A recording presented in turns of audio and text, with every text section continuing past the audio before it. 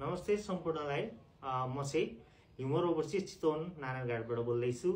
अहिले मैले रोमानियाको बारेमा केही कुराहरू र माल्टा क्रोएसियाको बारेमा केही कुराहरू जाने बुझेका कुराहरू हजुर सामु राख्दैछु। अब यदि मैले काहीँ मिसयुज छ भने हजुरहरूले सच्याइदिनु होला हैन। हुन त म सबै देश घुमेर आएको त छैन, त्यही पनि थोरै बहुत 5-7 वर्ष भयो युरोपको काम गर्न थालेको, थोरै नलेज चाहिँ छ। किन भन्दा म मेन पावर विषयमा लगायत यही विषयमा काम गरेको हुनाले हजुरहरूसम्म चाहिँ यो मैले सानो कुराहरू राखेँ। अहिले चाहिँ मलाई यो रोमानियाको हजुरको फ्याक्ट्रीमा चाहिँ तपाईँको चाहिँ वेयर हाउसमा चाहिँ हजुरको चाहिँ तपाईँको चाहिँ यो फर्किलिभर चलाउने होइन, सानसानो कुरियर कम्पनी चाहिँ हो। सानसानो भेनहरू चलाउने लाइट ड्राइभर अनि हेभी ड्राइभरको माग छ।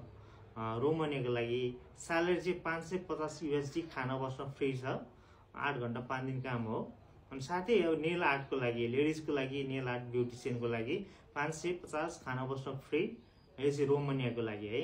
अनि साथीभाइहरूले चाहिँ मलाई चाहिँ दाइ रोमानिया के अरे क्रोएसिया माल्टाको भिजा कस्तो छ भनेर सोध्छ। भिजाको रेसियोहरू होइन, भिजाको रेसियो भनेको अहिले के छ भने रोमानियामा चाहिँ 90% भिजा छ भने तपाईँको चाहिँ क्रोएसियामा 10% भिजा छ र माल्टामा चाहिँ तपाईँको 5% भिजा छ भनेको रोमानियामा राम्रो छ अहिले भिजाको रेसियो, अरूमा चाहिँ धेरै कमै लाग्छ भिजा।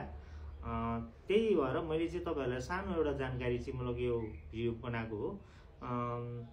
डिमान्ड पनि मसँग रहेको छ रोमानियाको लागि हो। हजुरहरूलाई यदि चाहना छ, इन्ट्रेस्ट हुनुहुन्छ भने मेरो humour overseas Chitwan Narayanghat messenger, Facebook, TikTok, हजुरको इन्स्टाग्राममा मैले नम्बर छोडिदिएको हुन्छु। हजुर त्यही अनुसार फलो गरेर आउनुहोला। हस् त, धन्यवाद।